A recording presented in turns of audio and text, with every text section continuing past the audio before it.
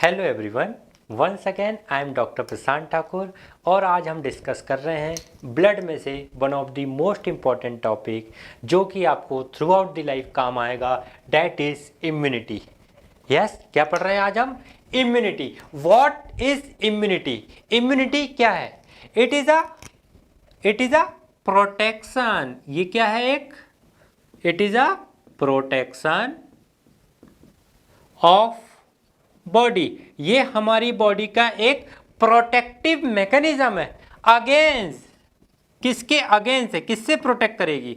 Against foreign body, against foreign bodies. Sir what is foreign body? Yes, foreign body anything हमारी body में जो नहीं बनता, जो हमारी बॉडी का एक नेचुरली प्रेजेंट नहीं है, कोई भी यदि बॉडी में इंटर करता है, that is known as foreign body. ये फॉरेन बॉडी क्या हो सकती है? ड्रग हो सकती है। ये फॉरेन बॉडी माइक्रो ऑर्गेनिजम्स हो सकते हैं। क्या हो सकते हैं? Micro organism. Sir micro organism क्या है? बैक्टीरिया,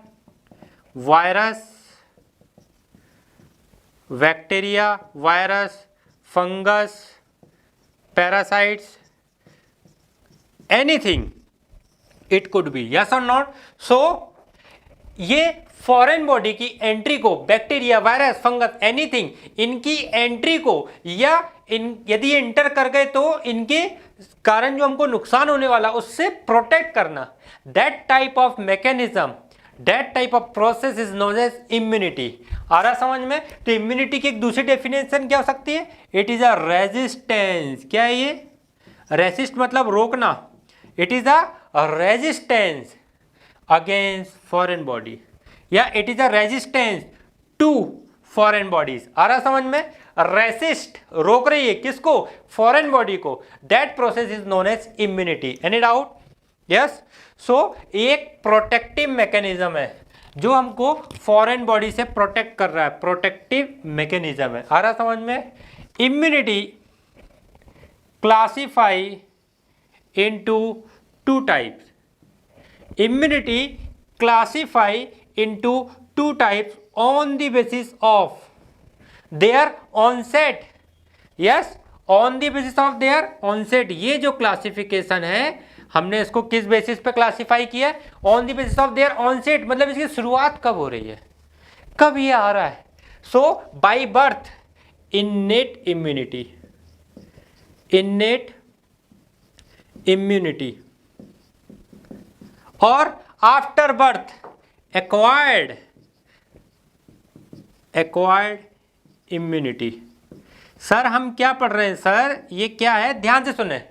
यस, इन्नेट इम्यूनिटी मतलब ये आपको जन्म से मिल रही है। आ रहा समझ में? बाय बर्थ, जन्म से मिल रही है, बाय बर्थ, और ये आपको आफ्टर बर्थ मिल रही है, आफ्टर बर्थ, जन्म के बाद, known as acquired immunity. Okay, is there any doubt? Yes, come to the point my dear friends. What is innate immunity? Anything that protect from foreign bodies and that things present by birth, okay, God gifted आपको मिली है without any exposure। आ रहा समझ में? मतलब आपका किसी भी foreign body से एक्सपोजर हुआ ही नहीं है, विदाउट एनी एक्सपीरियंसेस। आ रहा समझ में? आपको ऑलरेडी मिला हुआ है, नोन एज इन्नेट इम्यूनिटी, मतलब विदाउट एक्सपोजर। एक वर्ड लिख रहे हैं, without exposure. Sir without exposure मतलब, और यह है एक्वायर्ड, आप पा रहे हो। एक्वायर्ड कैसे? आफ्टर एक्सपोजर, मतलब एक्सपीरियंस के through, after exposure. Yes, come to the point my dear friends. Without exposure मतलब आपको कोई एक्सपीरियंस ही नहीं है, कौन सा बैक्टीरिया है, कौन सा वायरस है, कौन से फॉरेन बॉडी, ये ऑलरेडी आपको गॉड गिफ्टेड मिले, बाय बर्थ मिले, इन्नेट इम्यूनिटी कहलाएंगी। सर इसमें क्या क्या आएगा? यस, इसमें क्या क्या आएगा? यस, सो इसमें आएंगे जैसे फॉर एग्जांपल एक मैकेनिकल बैरियर देख लेते, स्किन। यस, स्किन, स्किन क्या है? कोई भी फॉरेन बॉडी बैक्टीरिया को इन्वेडिंग रोकती है, अंदर पेनिट्रेट करने में रोक रही है, फर्स्ट लाइन डिफेंस। यस, और ये जो स्किन है इसमें क्या होता है? स्ट्रेटम कॉर्नियम, कॉर्नियम एक थिक लेयर होती है, केराटिनाइज्ड, आ रहा समझ में, जिसके कारण कोई भी माइक्रो ऑर्गेनिज्म इन्वेड नहीं कर पा रहा है। इसके साथ स्किन के जो सिक्रीशंस होते हैं, यस, स्वेट वगैरह निकलता है, यस, तो जिसके कारण स्किन एसिडिक हो जाती है, एंजाइम्स निकलते हैं लाइसोजाइम एंड ऑल, जो क्या करेंगे? फॉरेन बॉडी को मार रहे हैं। मतलब स्किन भी एक आपको प्रोटेक्शन दे रही है, बट ये क्या स्पेसिफिक दे रही है क्या? नहीं, नॉन स्पेसिफिक। मतलब this type of immunity is non specific immunity. Okay, तो इन्नेट इम्यूनिटी का दूसरा नाम है नॉन स्पेसिफिक इम्यूनिटी। कुछ पूछना चाहते हैं? और जो एक्वायर्ड इम्यूनिटी है आफ्टर एक्सपोजर, जब आपको किसी चीज का एक्सपोजर होगा, एक्सपीरियंस होगा, उसके अगेंस्ट आप इम्यूनिटी बना रहे हैं, आपकी बॉडी इम्यूनिटी बना रही है, known as specific immunity. Specific immunity. कुछ पूछना चाहते हैं? यस, हम क्या पढ़ रहे हैं? Innate immunity. ये जनरलाइज्ड है, किसी एक particular bacteria, virus, foreign body के अगेंस्ट नहीं है, इसलिए नॉन स्पेसिफिक। ये एक पर्टिकुलर एंटीजन के अगेंस्ट है, फॉरेन बॉडी के अगेंस्ट है, इसलिए स्पेसिफिक। यस, इसमें आएगा एक स्किन, स्किन के सिक्रीशंस, ठीक है। दूसरा है आइस, आइस से टीयर्स निकलते हैं। यस, ये टीयर्स में यूरिया होता है, आ रहा समझ में, एसिडिक, जो कि फॉरेन बॉडी को मारेगा। तो टीयर सिक्रीशंस आइस में, आइस से क्या निकल रहे हैं? टीयर्स। इसके बाद फिर क्या है? जीआईटी। यस, जीआईटी में क्या निकलता है? Salivary juice, saliva. Yes, yes, saliva में होता है लाइसोजाइम, लाइसोजाइम। यस, और इसका पीएच होता है एसिडिक, एसिडिक पीएच, जिसके कारण ये फॉरेन बॉडी को किल करेगा, मारेगा। यस, इसके बाद कौन सा हो गया? Gastric juice, highly acidic, gastric juice. Yes, ये है हाईली एसिडिक, और इसमें भी डिफरेंट डिफरेंट टाइप के एंजाइम्स होते हैं। समझ में आ रहा है? डिफरेंट डिफरेंट टाइप के एंजाइम्स होते हैं, जो कि जो भी आपने फूड पार्टिकल्स लिया है डाइट के थ्रू, यदि उसमें कोई माइक्रो ऑर्गेनिज्म है। यस, सो गैस्ट्रो इंटेस्टाइनल ट्रैक्ट से सलाइवा निकला। यस, सलाइवा का पीएच एसिडिक होता है 6.8, और लाइसोजाइम जो कि बैक्टीरिया को किल करते हैं, माइक्रो ऑर्गेनिज्म को किल करते हैं। ऐसे ही निकलेगा गैस्ट्रिक जूस। क्या निकलेगा? Gastric juice. गैस्ट्रिक जूस में भी वेरियस एंजाइम्स होते हैं, इसके साथ ही हाईली एसिडिक पीएच होता है। क्या होता है? हाईली एसिडिक पीएच होता है। हाईली एसिडिक पीएच होने के कारण ये बैक्टीरिया, माइक्रो ऑर्गेनिज्म को किल करते हैं। सपोज हमने कोई फूड पार्टिकल्स लिया, कुछ खाना खाया या डाइट में लिया, उसमें कुछ माइक्रो ऑर्गेनिज्म थे, आ रहा समझ में? उस माइक्रो ऑर्गेनिज्म की किलिंग करेगा। ये क्या था? बाय बर्थ मिला आपको, इसमें कोई आपका एक्सपीरियंस था क्या? नहीं। यस, क्या किसी का एक्सपोजर था? नहीं। कोई भी माइक्रो ऑर्गेनिज्म आएगा कि उसको ये किलिंग करेगा, इसलिए ये नॉन स्पेसिफिक इम्यूनिटी और innate immunity. Any doubt? Now gastro intestinal tract के बाद अब हम बढ़ते हैं। पहले हमने स्किन कवर किया, आई कवर किया, यस, जीआईटी, एक मिस कर दिया, nasal, nasal secretion. Nasal, sir nose से क्या निकलता है? Nasal secretion. ये जो नेजल सिक्रीशन है ये भी माइक्रो ऑर्गेनिज्म की किलिंग करता है। Any doubt? नेजल के बाद जीआईटी, जीआईटी के बाद yes gastro intestinal tract, gastro intestinal tract के बाद genito urinary tract, yes, reproductive system, reproductive systems, और इसी में आपका आएगा रीनल सिस्टम। कौन सा सिस्टम? Renal system. बता रहा हूं, रीनल सिस्टम से यूरिन, यूरिन होती एसिडिक, क्या होंगी? एसिडिक, एसिडिक होने के कारण वो माइक्रो ऑर्गेनिज्म को मारेगी। आ रहा समझ में? इसके बाद वेजाइनल फ्लूइड, फीमेल के वेजाइना से एक फ्लूइड निकलता है जिसको वेजाइनल फ्लूइड बोलते हैं। ये वेजाइनल फ्लूइड भी एसिडिक होता है और एसिडिक होने के कारण ये माइक्रो ऑर्गेनिजम्स को मारेगा। आ रहा समझ में? ये सब क्या आ गया? रीनल और जेनिटो यूरिनरी सिस्टम। ठीक है, इसके बाद हमने रेस्पिरेटरी सिस्टम को भी कवर कर लिया है। Respiratory system, sir respiratory system में जैसे ही आप ऑक्सीजन लेंगे, इनहेल करेंगे, तो फॉरेन पार्टिकल्स भी जाएंगे, डस्ट जाएंगी, फॉरेन पार्टिकल जाएंगे, माइक्रोऑर्गेनिज्म जाएगा। जैसे भी आजकल कोरोना चला हुआ है, कोरोना कैसा है? सांस लेने से तो जाता है, कोई भी फॉरेन बॉडी जाएंगी। तो यहाँ पर जो नेचुरल सेल्स होती हैं like neutrophils, basophils, eosinophils, yes, monocytes, lymphocyte, ये न्यूट्रोफिल्स क्या करेंगे? इनके अंदर होता है लाइसोजाइम, कैथेलिसिडीन, यस, ये वो एंजाइम्स हैं जो कि बैक्टीरिया की डायरेक्ट किलिंग करेंगे, फेगोसाइटोसिस करेंगे। क्या करेंगे? Phagocytic reaction. क्या करेंगे सर? Phagocytic reaction. क्या है फेगोसाइटोसिस? फेगोसाइटोसिस के कुछ नहीं है, कोई भी फॉरेन बॉडी आई तो ये न्यूट्रोफिल, बेसोफिल, ईसिनोफिल, लिम्फोसाइट, आ रहा समझ में? B lymphocyte, T lymphocytes, yes, ये सब क्या करते हैं? ये सबसे पहले उस माइक्रो ऑर्गेनिजम्स को रिकॉग्नाइज करेंगे। क्या करेंगे? रिकॉग्नाइज करेंगे, रिकॉग्नाइज करेंगे। ठीक है, कर लिए रिकॉग्नाइज। ठीक है, फिर रिकॉग्नाइज करके अटैच होंगे। क्या होंगे? अटैच। उसको पहले पहचानेंगे, देन अटैच्ड होंगे। अटैच होने के बाद इंगल्फमेंट, यस, इंगल्फमेंट के बाद अब उसकी किलिंग होगी, किलिंग ऑफ माइक्रो ऑर्गेनिज्म।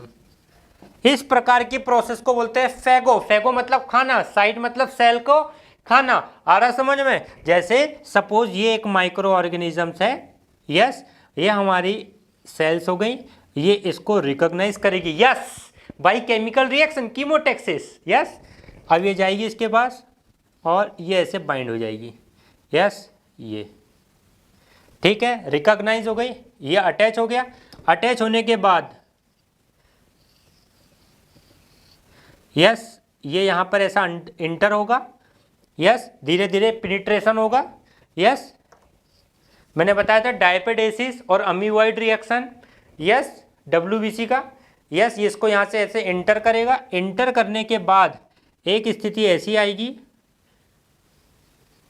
कि ये माइक्रो ऑर्गेनिज्म अंदर हो गया, इंगल्फमेंट, और इंगल्फमेंट के बाद यहाँ पे ढेर सारे लाइसोजाइम्स, यस, सोसाइडल वैग रिलीज होंगे और ये इसको मार देगा। ये सेल जो है बस्टिंग हो जाएगी, किलिंग ऑफ माइक्रो ऑर्गेनिज्म। आ रहा समझ में? इस माइक्रो ऑर्गेनिज्म को मार देगा।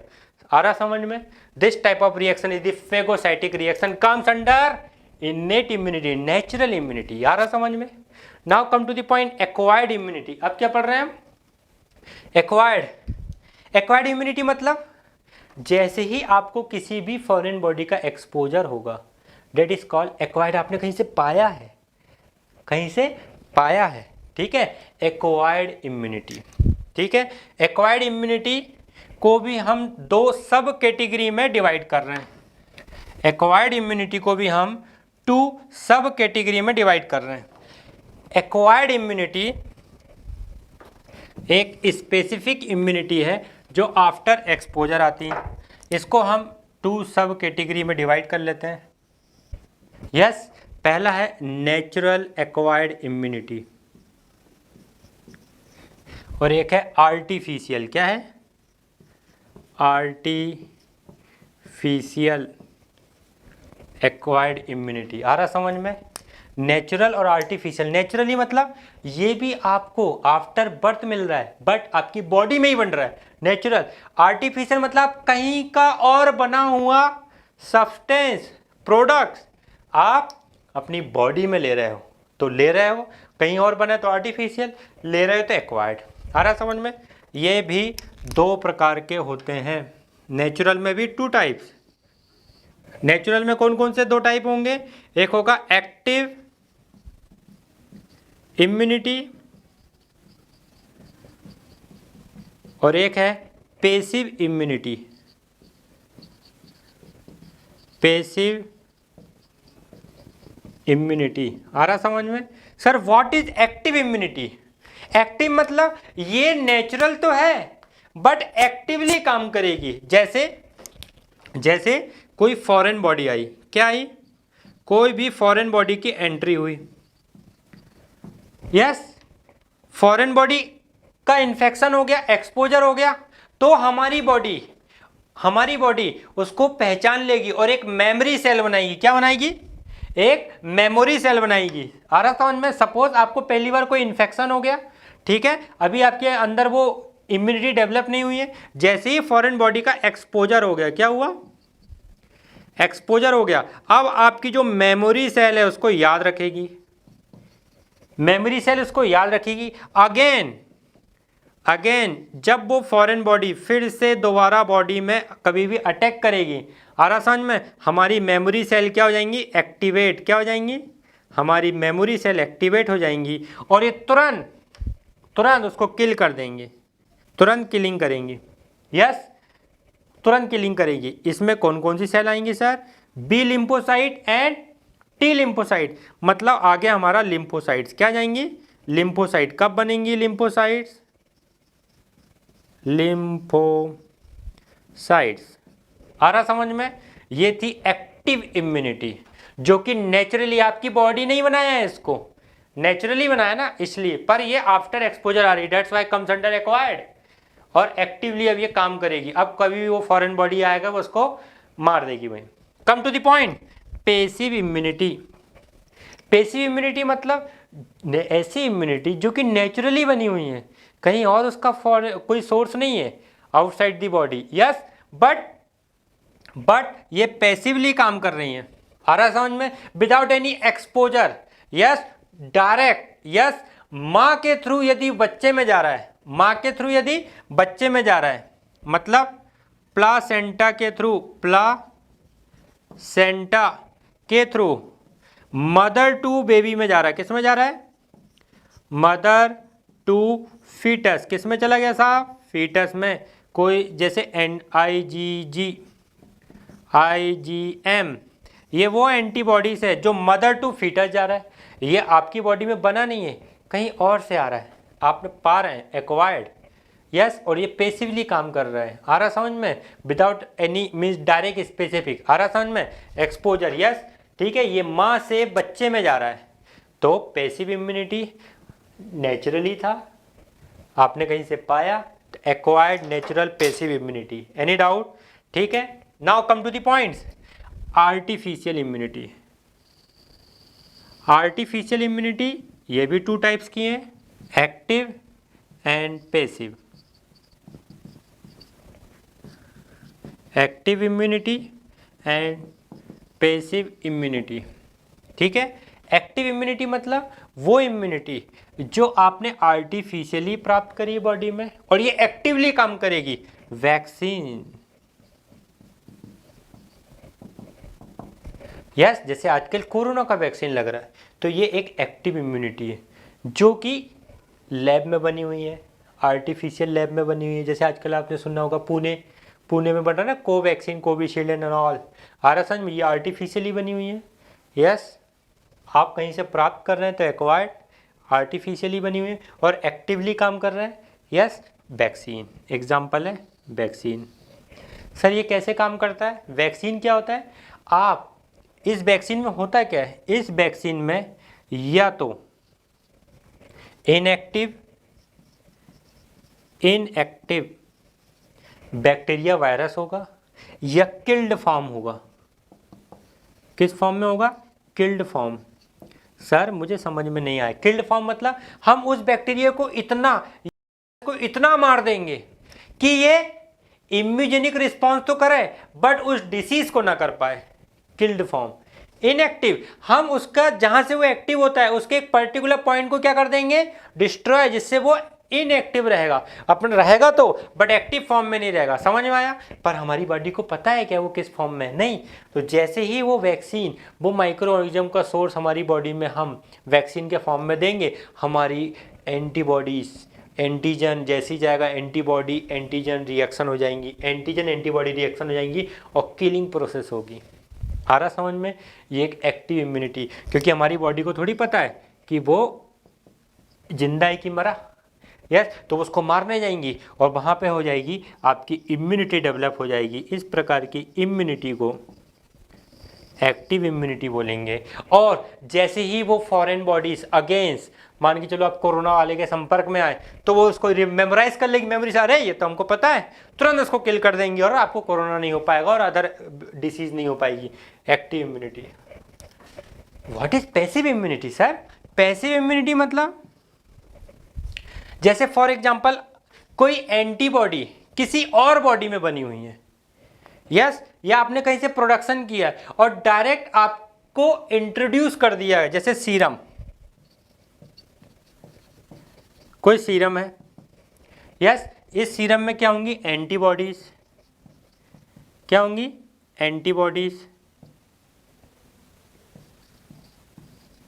ठीक है, इस एंटीबॉडीज को आर्टिफिशियली आपके बॉडी में इंजेक्ट कर दिया और ये पैसिवली काम कर रही है। ठीक है, इसका एग्जांपल आएगा हेपेटाइटिस बी। हेपेटाइटिस बी, जो हेपेटाइटिस बी का जो इंजेक्शन होता है, ये क्या होता है? एक सीरम होता है, इसमें एंटीबॉडीज होती है, कहीं हमने और बनाया आर्टिफिशियली, आप कहीं से प्राप्त कर रहे हैं तो एक्वायर्ड, और ये पैसिवली काम करेंगे, एक्टिवली नहीं। आ रहा समझ में? एक पर्टिकुलर टाइम तक के लिए ये आपको सुरक्षा प्रदान करेंगे। Passive immunity. आ रहा समझ में? यस, एक्टिव नहीं, passive. Yes, hepatitis B.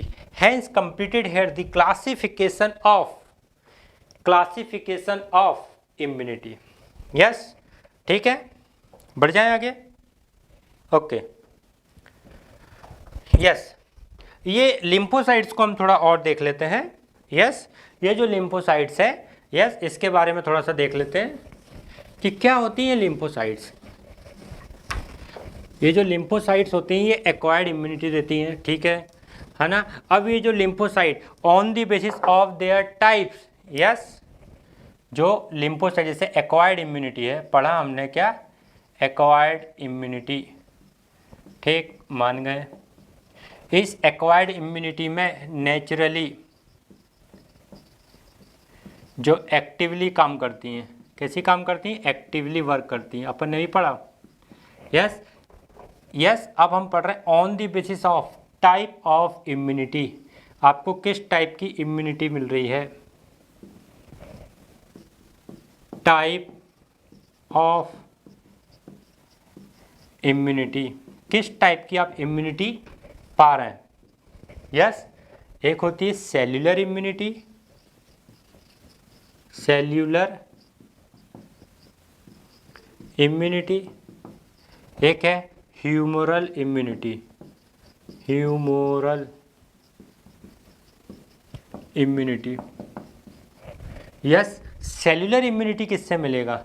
Cellular immunity mediated by T lymphocyte. ये आपको कहाँ से मिलेगी?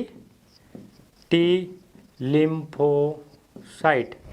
यस, और ह्यूमरल इम्यूनिटी मिलेगी आपको B lymphocyte. Yes, B lymphocyte. Yes, इसको आप कैसे याद रखेंगे? H B, humoral immunity by B lymphocyte, cellular immunity by T lymphocyte, H B C T. आ रहा समझ में? H B C T. Yes, जो टी लिम्फोसाइट है, यस, इसको टी लिम्फोसाइट क्यों बोलते हैं? क्योंकि ये जो टी लिम्फोसाइट है सर, ये जो टी लिम्फोसाइट है, ये बनती कहाँ पर है? बोन मैरो में। कहाँ बनती है? बोन मैरो में, ठीक है। बोन मैरो में सिंथेसिस कहाँ पर हो रही है? Synthesis of T cell. T cell बनती बोन मैरो में, बट इसका प्रोलिफरेशन, इसका प्रोलिफरेशन एंड प्रोसेसिंग, आ रहा समझ में? प्रोलिफरेशन और जो प्रोसेसिंग है, प्रोसेसिंग है, ये कहां पर होती है? थाइमस में, थाइमस ग्लैंड में।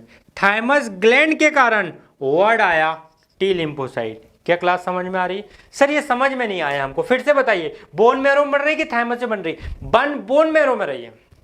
ये पूरी प्रक्रिया बिफोर बर्थ है। क्या है? बिफोर बर्थ, जन्म के पहले की प्रक्रिया है। यस, टी लिम्फोसाइट बनने लग गई, ठीक है, नेचुरली बन रही है। अब ये बनी कहाँ है? बोन मैरो में। बट इसका प्रोसेसिंग कहाँ पर हो रहा है? थाइमस ग्लैंड में। ये थाइमस ग्लैंड एक हार्मोन निकालता है जिसका नाम है थाइमोसिन हार्मोन। क्या है? Thymosin hormone. ये जो थाइमोसिन हार्मोन है, ये जो टी लिम्फोसाइट बनी बोन मैरो में, उसको 4 प्रकार की सेल में कन्वर्ट करता है, ट्रांसफॉर्म करता है। क्या करता है? 4 प्रकार की सेल में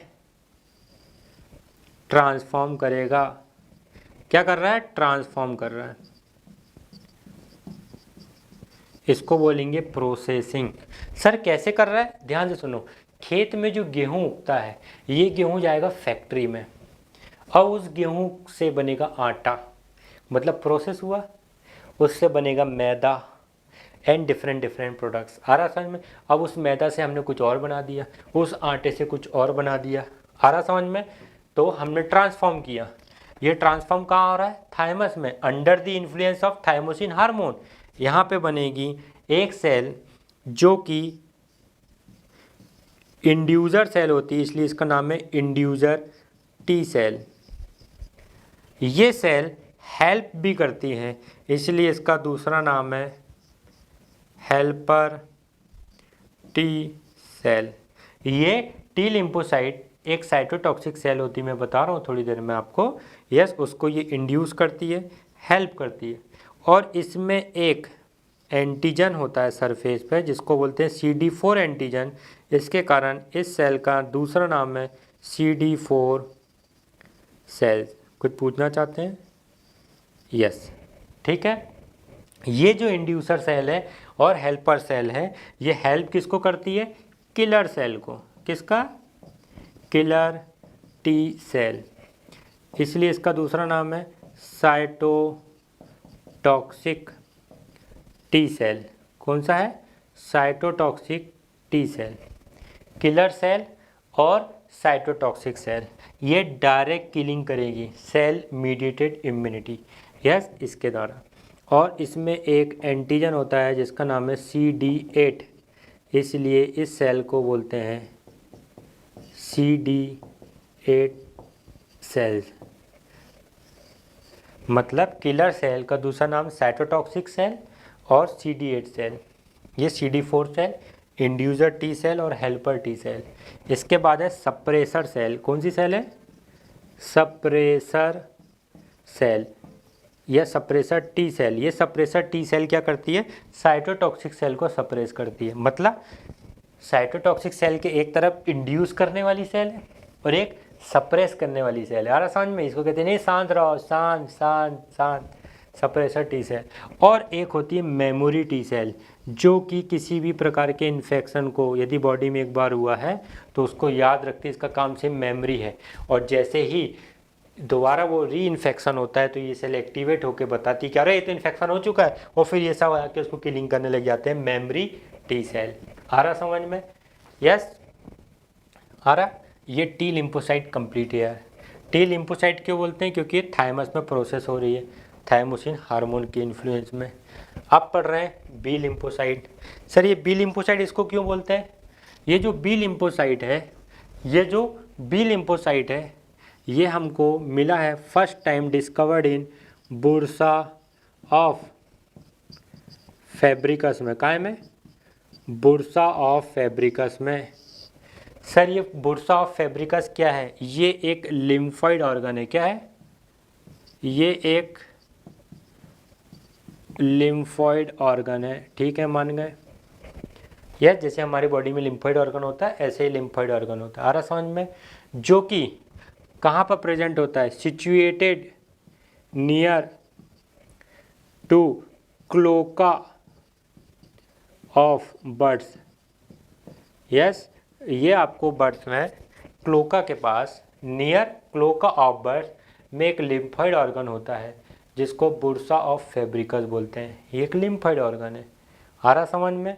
इसमें ये सेल फर्स्ट टाइम डिस्कवर्ड हुई, इस सेल का नाम पड़ा बी लिम्फोसाइट। आ रहा समझ में, क्योंकि बुर्सा ऑफ फैब्रिकस में मिला ये। आ रहा समझ में। मैमल्स में ये एब्सेंट रहता है, किसमें, मैमल्स में। मैमल्स में ये एब्सेंट है, क्या, बुर्सा ऑफ फैब्रिकस, है ना।